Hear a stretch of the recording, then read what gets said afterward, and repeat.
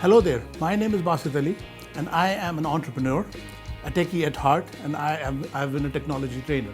I've been teaching technology enthusiasts, industry experts and university students for more than 20 years now. And now I'm bringing short course in Information Technology University. I'm your instructor for Python programming course with AI and ML. This is going to be an exciting course. We will be teaching how to solve problems in Python.